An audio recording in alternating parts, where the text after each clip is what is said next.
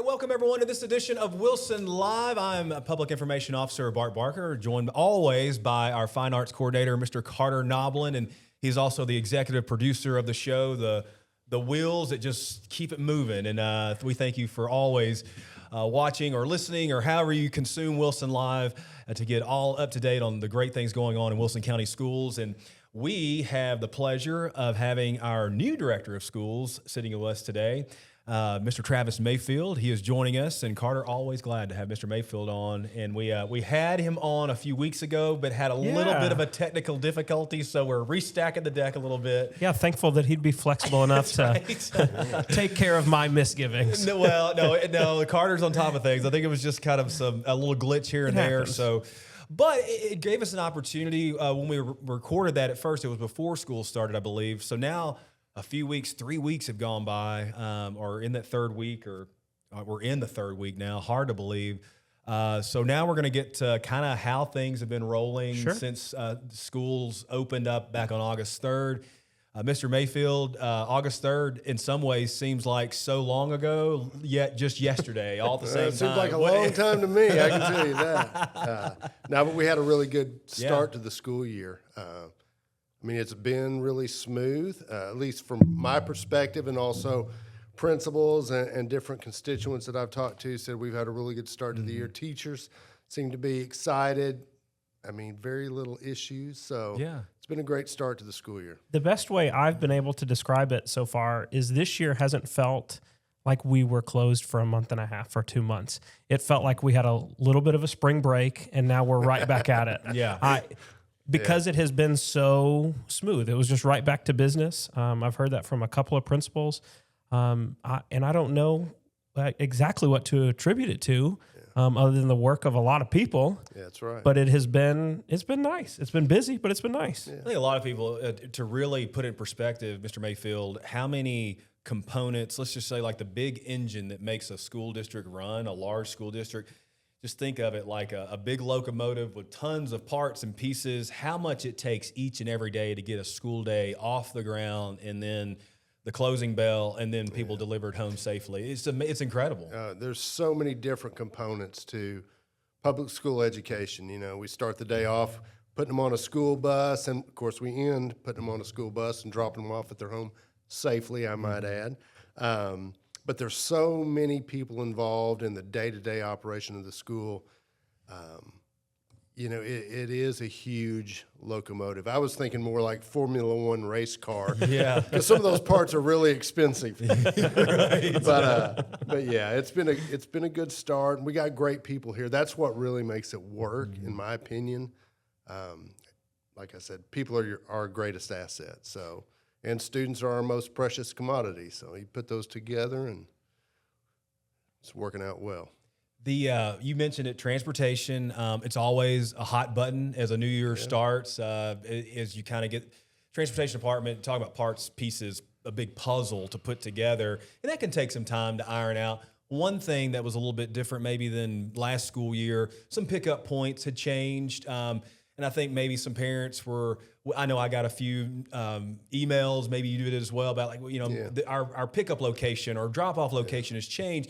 And that was just to better serve students as a whole, to make sure that that's a streamlined process altogether. And that can come with a few changes here and there. Oh, yeah. And you're exactly right that it was to create a more efficient transportation system, get students to school on time. By reducing the number of times that bus stops to pick up kids, we shorten the ride time. Transportation also went through and really took a hard look at all the routes over the summer and tried to consolidate any that had room to do so. Of course, you know, there's always the shift in population from this subdivision to that subdivision and things like that. And so we do have some buses that are full. And we are looking to, we've got some drivers that are coming on board, new drivers. And once we get people in, we look at splitting up a route, and in order to, provide a little more room, a little more comfort on the bus. But that was the reason behind all those changes, is just to be more efficient with what we have. We've always been up against the shortage of driver issue. And so anytime we had a route that we didn't need, if we can cut it out and put those kids on a different bus, it helps everybody get to school on time. I heard of a situation, bus unloaded 6 kids this morning. I'm thinking, that one's about to be on the chopping block if things doesn't change. So, Reconfigure some things. that's right. Yeah. So, we want to provide transportation for every kid every day. And I know it's frustrating when that doesn't happen. And unfortunately, sometimes things are unforeseen. People get sick. They can't drive for one reason or another. So, but we are working to try to get enough staff to have every route covered, have subs available on a daily basis, and get kids to school on time. That brings up another point, too.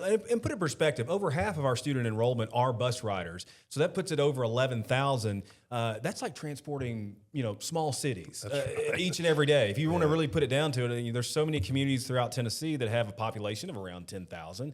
We're over. It's like it's transporting a whole city type of population each and every day, if not over that. So there's a lot of things that go into it. Transportation Director Mr. Bill Hoover recently let me know that hey, we want to expand more routes in need the more drivers to come into our applicant pool. So what can you tell us about? A few weeks in, they're looking at things being like, we want to expand more routes, and also the call to add more drivers and be like, if you're interested, please let us know. Yeah, they've been trying to recruit people all summer, and actually we've got some drivers that are fully licensed that have just applied from another district. So we don't have to train those people. So, I think there are places out there that we're getting some of their employees. And, of course, that makes our job a lot easier because we don't have to spend 6 weeks trying to train somebody to be a bus driver and get them in that seat. So, but they have done a lot of work in trying to recruit people. The best recruiting tool is word of mouth. Mm-hmm. It doesn't matter what field you're in. That's how you really find out about people or find about opportunities. So, we, of course, I think we have a bonus option for drivers, a referral bonus program. Yes. So, that helps too. We try to use our people to get more people. And one thing we talked about with Shane back earlier in the summer that I don't know that I had realized, I don't know that a lot of people realized, is it's not just a need for full-time drivers. If you have any availability, they're going to find a place to put you in. Part-time, subs, all very important. So I think people sometimes get on the fence and think, okay, I'm thinking about it, but I just can't commit all this full schedule. We're here to say, no. Don't go in thinking I've got to do a AM and PM shift. If there is interest, let us know. Let's see if we can work together to see if we can find a schedule that works best for we have some drivers that based on their primary position, outside of Wilson County, that they're only available like 2 or 3 days a week, but we find a place for them and we put them to work. Absolutely. First few weeks of school gone by, you said that overall things have been going well. We kind of, it's a term in baseball, but those dog days of summer in August, August can get to be a little bit of a long month, and it's turned out to be a hot month, as on brand in the Mid-South. That's nothing new. We look forward to fall getting here, but as we cross over into September, there is a lot of momentum going right now. But again, I do still sense some excitement still within our schools to get back, and there's just a lot of good things going on right now. Yeah, there are. The football season and volleyball season and all golf, they all started that. So, I went to football games this past Thursday and Friday, and everybody loves the Friday night lights. And there is a lot of positive things going on. A lot of community involvement, which is always a great thing. So, One thing I wanted to people were maybe wanting an update on. There has been some new weapons detection systems that those have been approved. Are they actually? Is there a timeline on when they might be here, or are they? They're in the schools. They're already in the schools. Yep. Okay, so we have more of those that are roving around at athletic events, high schools, and even middle schools as well? No, we're not using them for events. Okay. Right now, we're just using them for the school day. Okay. And we do still have to rotate them around amongst the schools, primarily it's in the high schools, but we have used them in the middle schools, and there's the potential to use those again in the middle schools. So, there is a significant cost to those units, but there is a significant benefit as well. So, we're just balancing that with all of our other needs that we currently have, and and trying to expand safety in other ways as well. So, I think it just added peace of mind for parents and staff members and everything. So I know that's always welcomed. I remember when we first introduced these to the districts, 3 or 4 years ago. We were curious to be like, what would community members think? What would parents think? Do they look at this as like, oh my goodness? But I think it's been overwhelmingly like welcomed. It has. Yeah, I think it does add another layer of security, which also helps parents and students, feel safer coming to school. I'm not going to sit here and tell you that they're perfect, and there are some challenges in just the implementation with staff and. It's raining outside and you got kids lined up, and, high school students especially, they really aren't the ones that want to get to school, half hour before. So they want to roll in at 7:25, and that makes it a challenge sometimes if you're starting school. But the principals, I think, and assistant principals have done a good job communicating with families about, here's the importance of this. Here's what we need from the students in order to make this successful. And I think that's been pretty smooth. It's smoother this year than it has been in the past. So I think every year we get a little better. Yeah. But I think you're right. It's important to remember that it's another layer. That's correct. The most robust school security system is not one piece. That's right. It's 10, 15 different pieces working together that a lot of folks don't see. Yeah. And that's how we create safe schools. It's That's not just true. one thing. It's lots of things. When it comes to, obviously, I think we asked you like over the summer, I know I did, like, what your approach, will you be out in the schools a lot? There's sometimes I'll see if your vehicle's here, and it's usually not. You're on the go. You're out in these schools quite a bit. I try to be. Yeah. And it's not a micromanaged situation. It is a situation to let these administrators and these educators, staff members, look, I'm here to support you more than anything. If you need something, let me know. But also, you being the leader of the district, it's important you to lay eyes on things to see kind of what we can do here or what we can do there. Yeah. But you're out there. I like to be. And it's a challenge balancing all that. And to be honest, new to this position, I'm still figuring out that balance and how I accomplish everything that's under my purview, I guess. So, but I do like being in the schools. I like talking to teachers, administrators, even students and parents. Yeah.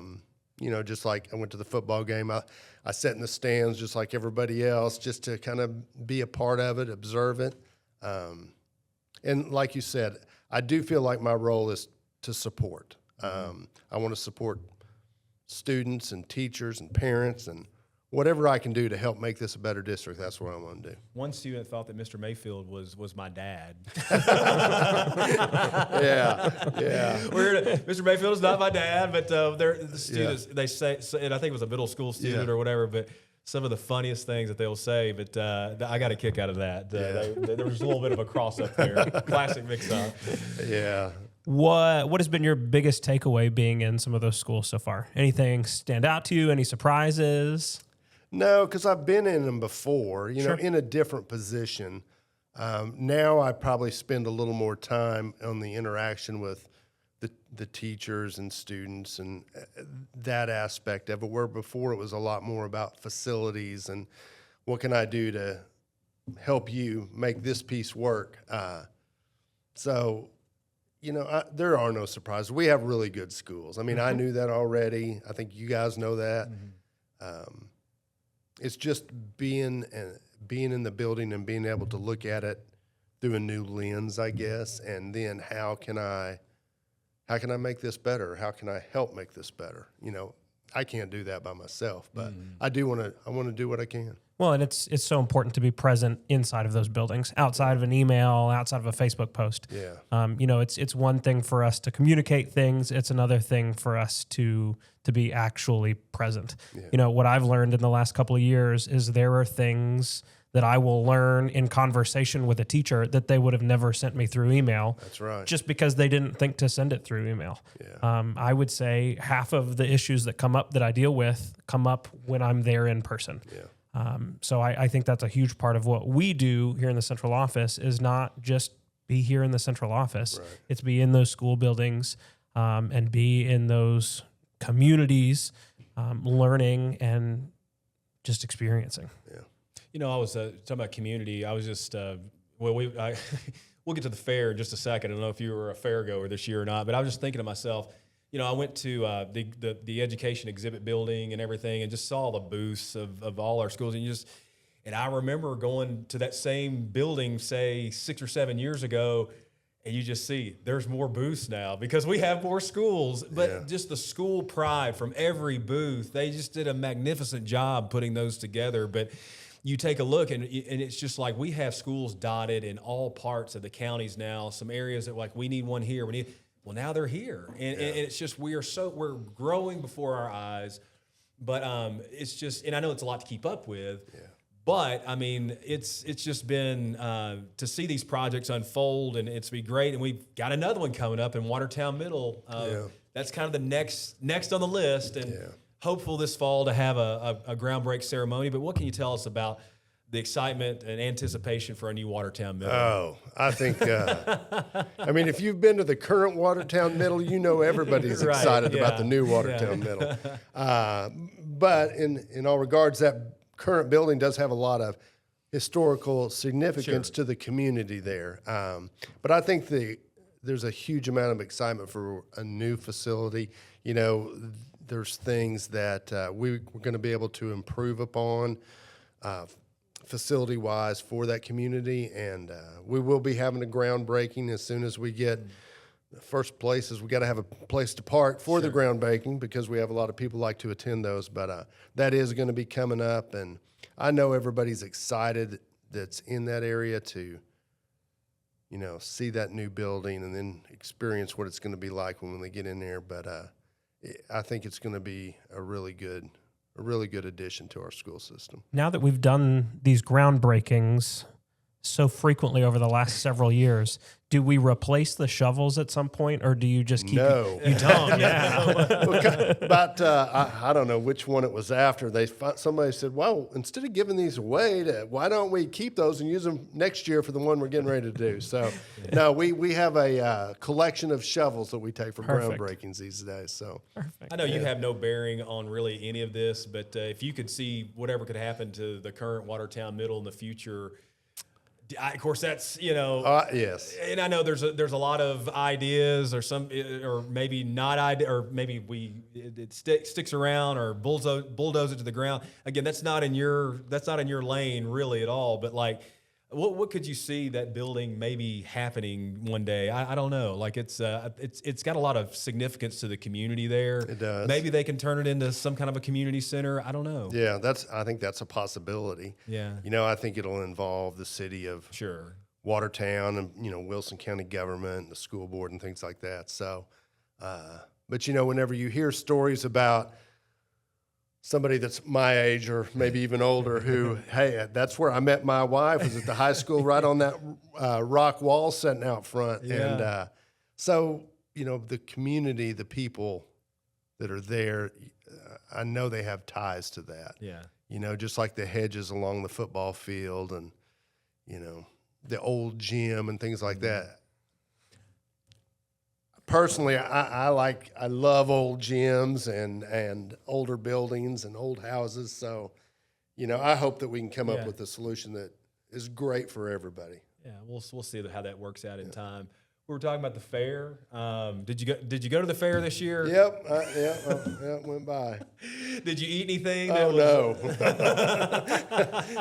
That was a common thread. I was in a meeting yesterday, and we went around talking about what our favorite fair food was, and I think everybody chose the 2026 fair to go on a diet. I think there's something about 110 degrees and deep fried food that doesn't sound super fun.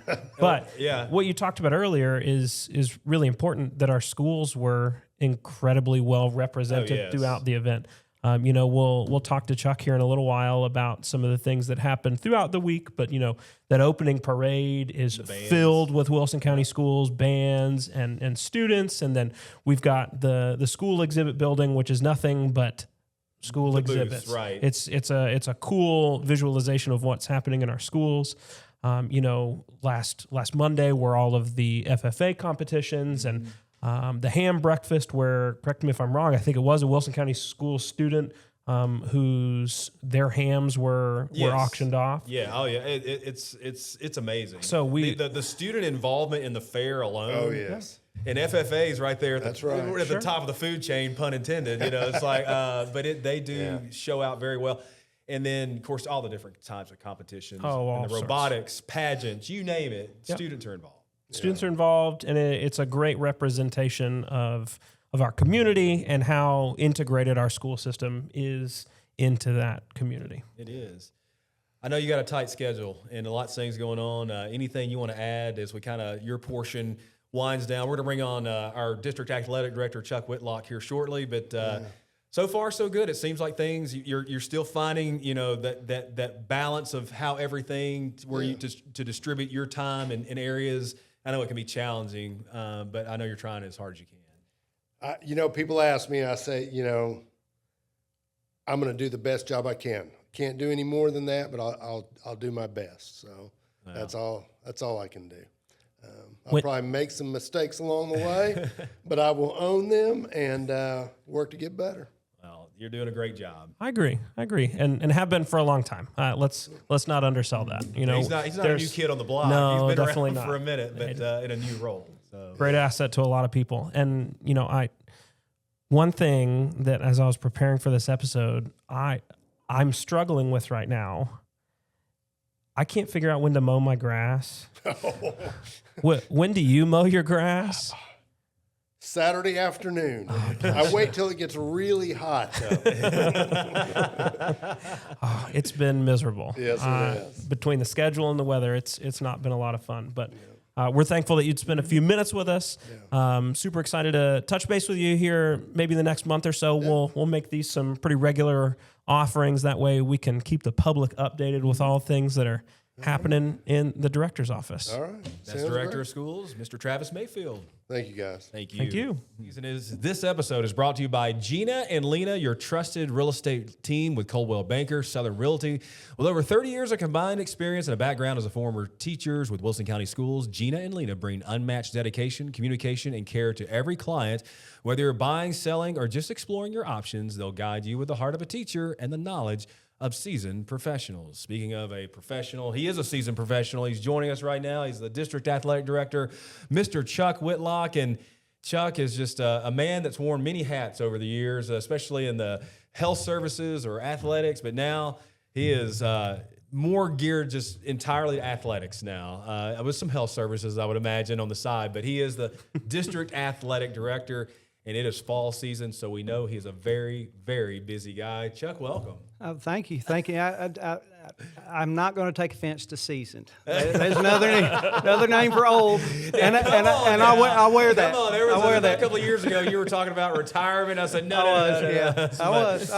But I'm a holdover. But no, he loves Wilson County Schools. He loves the athletic side of everything, watching our student athletes, our students succeed in the classroom, but also on the field, the track, the course, the court, whatever it is. Chuck has always had a love for athletics, as that's in his background. But fall sports is here, and Chuck, we have another exciting season all across the board, and amongst all our sports. And what can you? I know it's hard to summarize the good things that are going on, but for those, just kind of in a summary, what all fall sports is, and kind of some successes we tasted early on. And the only thing crazier than fall is spring, obviously. But I mean, we hit the ground running as soon as we got out of dead period. We've got cross country and golf. Golf actually is our first TSSAA. High school golf is our first TSSAA sport that can actually start playing earlier than everybody else. Middle school and high school cross country. Had a big meet at the Hermitage. Hermitage is a common. There'll be several meets there this year, and we are very, very competitive on the state level at middle school and high school level in cross country. Going back to golf, I was kind of bragging earlier. There's certain golf team. If you're in the look, I won't drop names, but there's certain golf team that had 2 kids that shot a 66 last week in a tournament, which is unheard of. Yeah. So yeah, they would definitely be an A player on anybody's scramble team. Yeah. So those would be. So It's up to you to go find out. You got to fight. You got to do a little. But we'll give a hint. I believe They- 11 in high school, maybe. Well, I was just going to go school color. They wear blue and white. So yeah, They showed out very well. Amazing. Yeah, they did. And we had the Wilson County Invitational, sponsored by Wilson Bank and Trust at Pine Creek last Monday. Great event. I remember the planning of that. Mr. Marlowe, that's now at West Wilson Middle, Yes. and I met with Wilson Bank and Trust several years ago, and they continue to sponsor it. Handed out 2 scholarships to the low-scoring seniors, 1 boy and 1 girl across the county. So yeah, great things happening. This you may not think of tennis, but middle school tennis is in the fall. We've got volleyball, high school and middle school. Again, we compete well. Middle school level especially, we compete well on a state stage. High school, Lebanon's doing really well. We've got a lot of great teams, but they're one of the top 2 teams in their region this year so far. So doing well. And then all the football, really excited. We've got through week 1. Shout out to Gavin Webster in Watertown High School. Gavin was able to get his 144th win against Smith County on Friday night. Green Hill surprised Beach a bit. That was a close game. That was a very tight game at the end, but they pulled it out. Green Hill with getting that great first, that season opening win, and it was. I kept up with all our schools throughout their play last week, and I saw that was a very tight one for sure. Yeah, so we've got, again, I'm just real proud. We've got so many opportunities for our kids, and are really thankful that our communities and our coaches, we've got coaches that just pour into our kids on a daily basis. They're an extra set of parent or an extra dad most of the time, or a mom. We got families that support, they buy in. And then our community partners. I mean, you go to any venue and you're going to see signed sponsors, and you're going to hear that's XYZ first down, or XYZ red zone or touchdown or whatever. So we've got just a tremendous amount of community support. And again, we've got a bunch of kids that are engaged in sports that they love, and they excel on the field, the court, but also in the classroom as well. For those who don't know exactly what a district athletic director does, and basically you are that support. You are, you're not only supporting our coaches and our administrators in so many areas, but also there's TSSAA hands down lots of different policies and rules, and kind of explaining that language, questions that coaches may have. Are we in bounds to do this? Or there's a lot that goes into it. And I know that you have to keep very sharp, focused eyes on what's going on from the state level at the TSSAA to relay that stuff, to make sure people are informed, but also to make sure these things are practiced properly, enforcements are there. A little bit of a watchdog in some ways, and that's part of it, but there's a lot to keep up with. Yeah, a lot of my job is just, I would call it athletic education. So we had the transfer rule. The new, we had we had a new transfer rule last year. We have a new transfer rule this year. We'll see what happens next year. But talking to parents, talking to coaches, talking to athletic directors, talking to administrators to say, this is how this happens. These are the guidelines. These are the parameters where these things can happen, and ultimately, probably, it is what it is. But we saved some kids eligibility this year because we had some transfers that would have resulted in them being ineligible at all levels had they completed that transfer. So just a quick phone call saying, not telling you what to do, but this is what's about to happen if you go through with this. So yeah, just a lot of education again. Very fortunate to serve on a couple of TWSAA committees. So just joined the TWSAA's newly formed sportsmanship committee. So we'll have coaches, administrators, athletic directors from all over the state trying to, what are the things that we can do within our locus of control to help, preserve sportsmanship and keep school athletics in the from turning into what we see some of those video clips when it goes bad in AAU or 7-on-7 or travel baseball, softball, travel soccer, all this stuff. Because it's education-based athletics. We got to make sure that we're serving the whole child and helping the whole child develop. And that does not work when we're having to call 911 for a situation in the stands or on the field. Right. It's a lot. I know it's a lot to oversee, but I know you have incredible and fully capable, caring coaches and fellow administrators on the ground there to communicate if something's just not working out well or all of that. But promoting a safe environment for our fans, our families, all of that. And safe competitive play on the field, it all has to work together. And I know it's your big part of making sure that happens. So, how has the transition into the new role been? Has it been a relief? Has it just been different? Well, Missy Hunter is our new school health coordinator, and she's fantastic. I've worked with her for several years. She's able to do things I haven't been able to do in several years. So I'm really excited about the impact that she's going to have on the district. But we're not going to throw her to the wolves and say, "Hey, figure it out." Got her moved into my office so I can be that technical support for her in the area of school health, and we're going to go down that road of bullying and bullying prevention, bullying interventions. We've already had a couple of postventions from staff that have passed away already this year. So helping her, kind of guide her on what we've done in the past. Now, obviously, she's very, very smart. So if she can find different ways of doing things that to the benefit of our kids, all for it. But just so she's not starting from square one. So trying to be that support for her. Again, similar to like you said earlier, trying to be a support for administrators, athletic directors, and coaches on the athletic side. I feel like I need to do that. That's the right thing to do to take care of our kids and our schools. Well, it is a lot for sure. What do you have, Carter? Yeah, so we got to talk to Mr. Mayfield a little bit earlier. The way we're working this episode is we get two guests in one episode, just not at the same time. It's gonna be a little different, but interesting. We got to talk a little bit about the fair and how Wilson County Schools is represented, and we know that you play a big part in a lot of what happens for Wilson County Schools at the fair.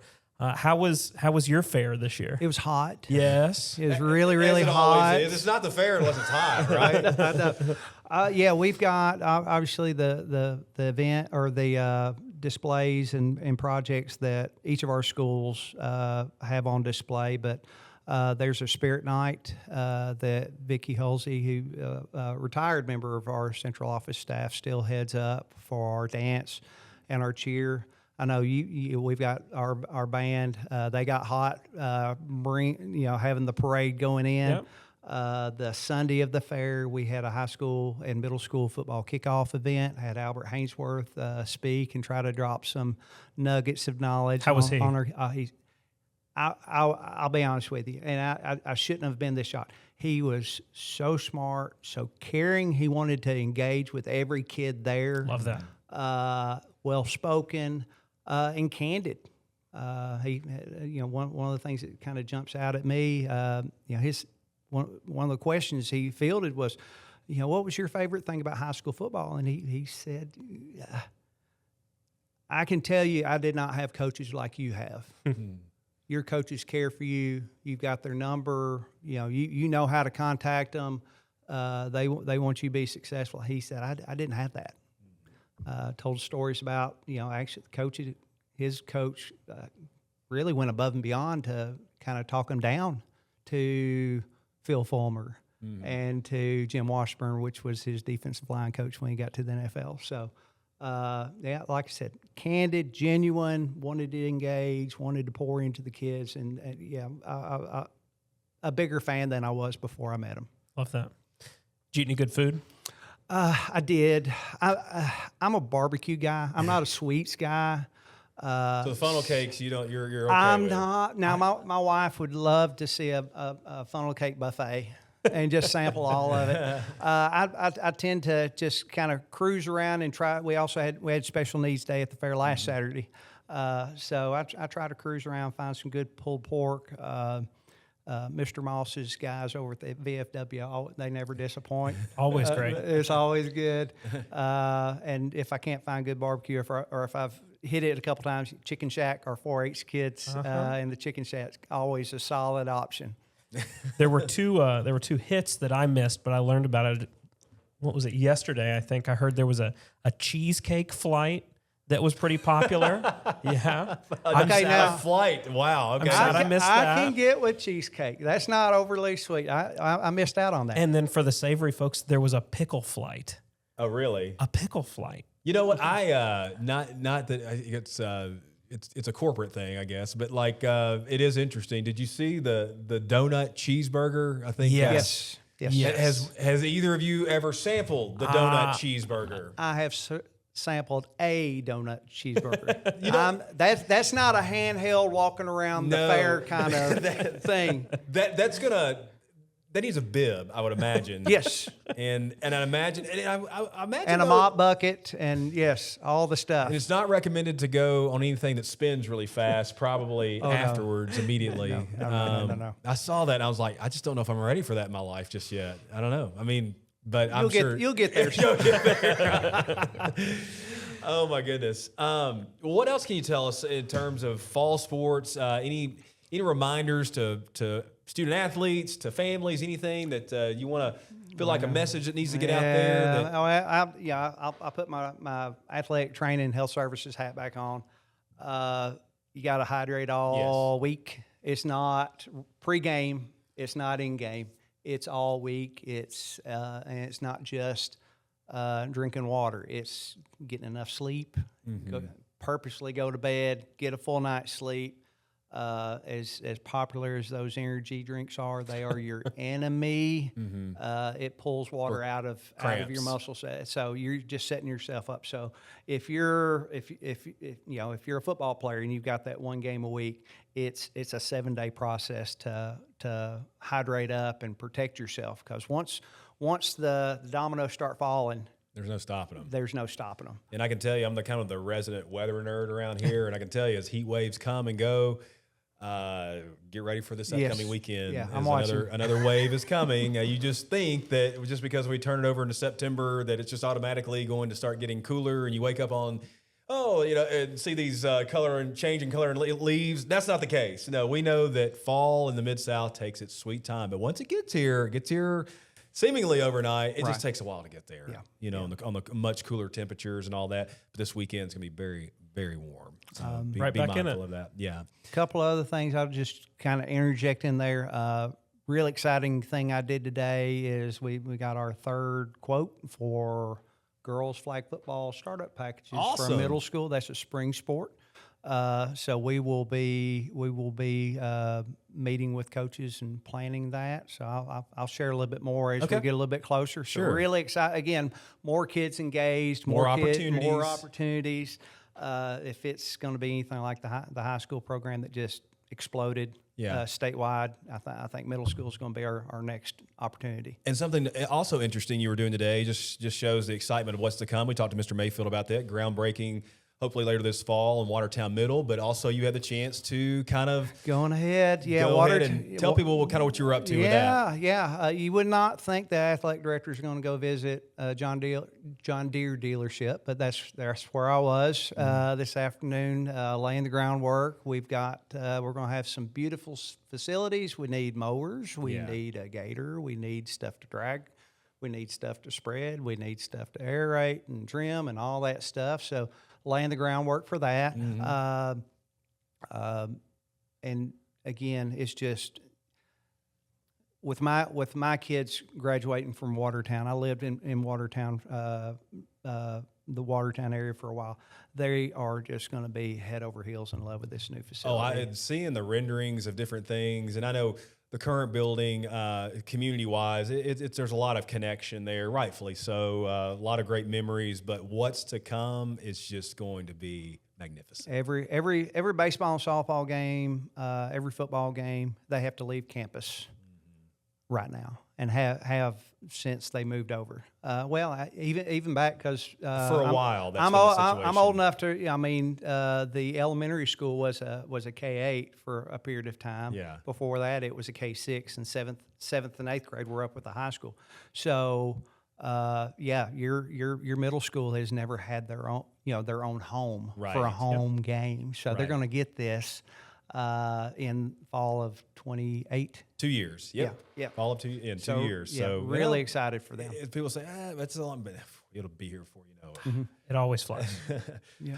Well, Chuck, before we let you go, Carter, you have anything else you want to get with Chuck on before we kind of let him out the door? So with the advent of fall sports also comes Yes. fall marching band. We see our bands very visibly at football games on Friday nights. During the game, pregame, halftime, postgame, all the different parts of that. That's a very special part to our Friday night lights. A part of their fall is their competitive season. That's when the marching band season is, and it starts this weekend. Right after COVID, we started what we call the Wilson County Marching Exhibition, where we take the 5 high schools and we bring them all together at Green Hill High School.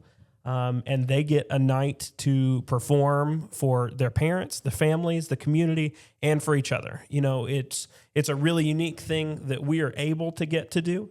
The rest of the competitive season, the way the marching band season works is each band sets their competitive schedule. They pick the competitions they want to go to, but this is the one where we get to all be together at the same time.